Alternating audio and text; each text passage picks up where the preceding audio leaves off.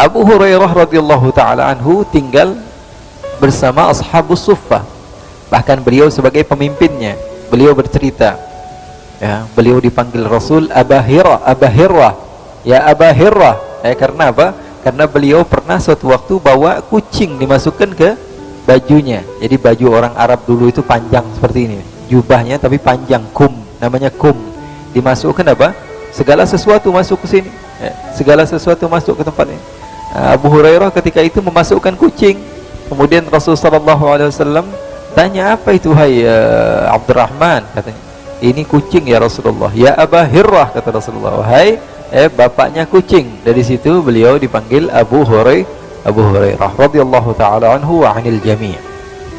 Abu Hurairah pernah cerita, saya pernah kelaparan, udah gak kuat lagi, udah di ujung, udah gak kuat banget, kata Abu Hurairah. Akhirnya siapa orang yang saya sangat harapkan? Abu Bakar, rumahnya nggak begitu jauh. Ya, saya muter cari Abu Bakar. Apa yang saya lakukan? Pertama, saya sudah tahan, saya tidur berbalik seperti itu, masih lapar, kata Abu Hurairah.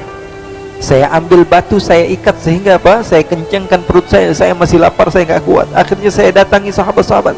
Di antara yang saya lihat pertama kali, Abu Bakar ada di depan rumahnya. Saya datangi bergegas. Saya tanya, Abu Bakar, labbaika ya Abu Hurairah. Kenapa wahai Abu Hurairah? Saya mau tanya, padahal pengen minta makan. Abu Hurairah yang cerita, saya pengen tanya apa? Saya pengen tanya tentang ayat yang ada di dalam Al-Quran, ya. Ini asbabun nuzulnya bagaimana wahai Abu Hurairah? Kan engkau adalah orang yang lama hidup dengan Nabi.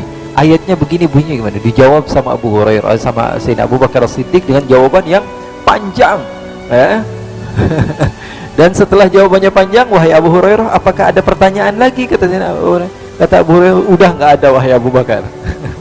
Akhirnya Abu Hurairah pergi. Padahal niatnya apa? Habis ditanya, kamu sudah makan apa belum? Biasanya kan ditanya begitu. Anak santri nih tinggal sama Nabi, ya, biasanya ditanya, udah makan apa belum? Tadi dikasih makan apa?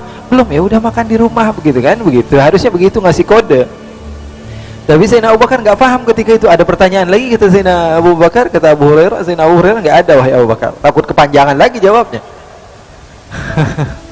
Akhirnya Sayyidina Abu Hurairah cari Sayyidina Umar. Wahai Umar, kau paham tentang urusan-urusan fikih dan semisalnya. Saya mau bertanya, ada si fulan begini dan begini, hukumnya bagaimana? Dijawab dengan detail oleh Sayyidina Umar.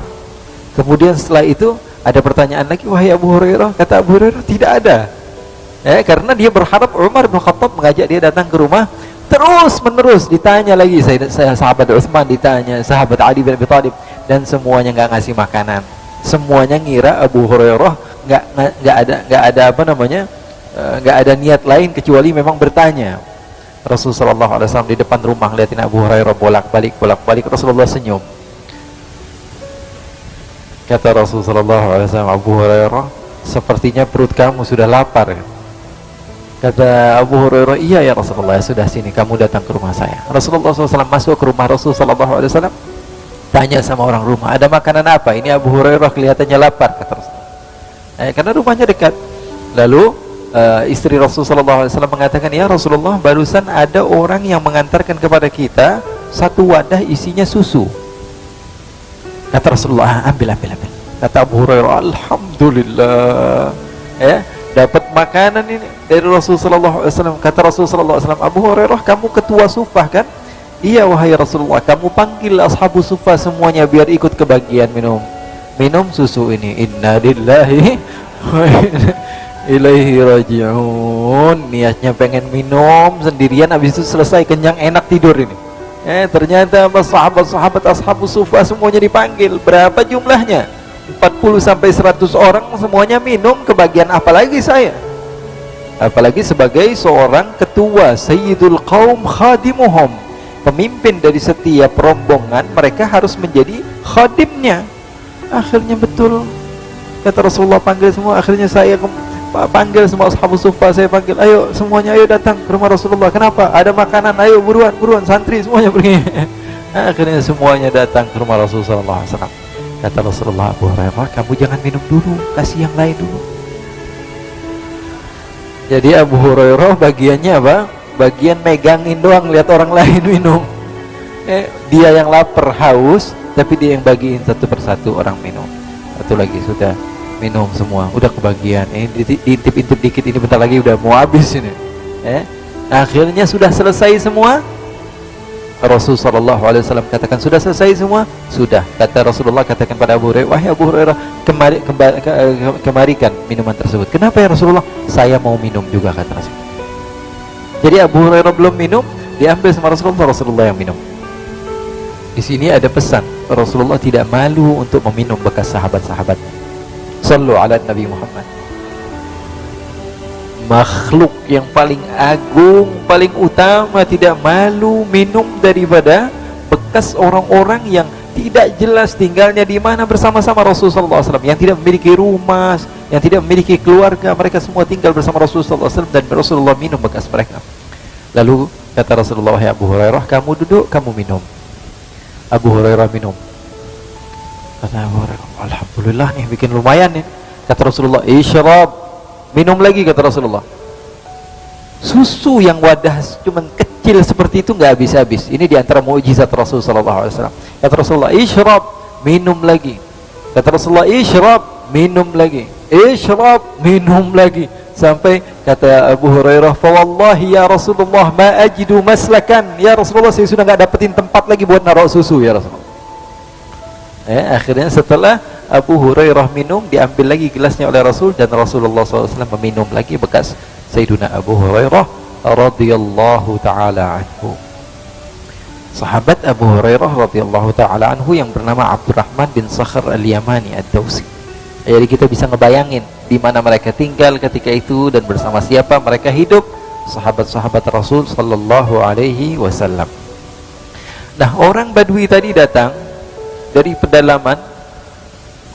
Apa yang dia ingin lakukan? Datang ke masjid untuk buang air kecil di masjid. Sesampainya di masjid, sahabat-sahabat marah, murka, ini orang kurang ajar. Masjid Rasul sallallahu alaihi wasallam digunakan untuk buang air kecil. Semua sahabat mendatangi orang tersebut sehingga mau dipukul. Ini orang kurang ajar, melecehkan rumah Allah Subhanahu wa taala. Rasulullah seketika datang, kata Rasulullah, biarin dia buang air dulu, selesain dia buang air. Karena Rasulullah cerdas, Rasulullah pintar. Kalau orang lagi kencing, buang air kecil, dikejar, apa yang terjadi? Satu masjid akhirnya najis. Tapi Rasulullah SAW biarkan selesaikan di situ. Jadi kita ketahuan di mana najisnya di satu tempat. Kadang-kadang kan kita kalau marah nggak mikir lagi, yang penting marah. Ini untuk agama, ini masjid dilecehkan. Akhirnya dengan perbuatan dia malah masalah menjadi melebar. Yang tadi harusnya di satu tempat, tapi akhirnya malah najis di mana-mana. Akhirnya setelah itu kata Rasulullah SAW, kamu teruskan buang airnya. Setelah itu Rasulullah perintahkan beberapa sahabat untuk membersihkan masjid tersebut. Badui ini mendatangi Nabi. Ya rajul, ditarik Rasulullah. Kenapa, kata Rasulullah? Kamu ini Muhammad sepertinya ya. Iya, kata Rasulullah, saya Muhammad. Saya Muhammad, kata Rasulullah. Kamu mau apa, katanya? Kamu adalah Nabi, saya beriman kepada Allah dan beriman kepada kamu.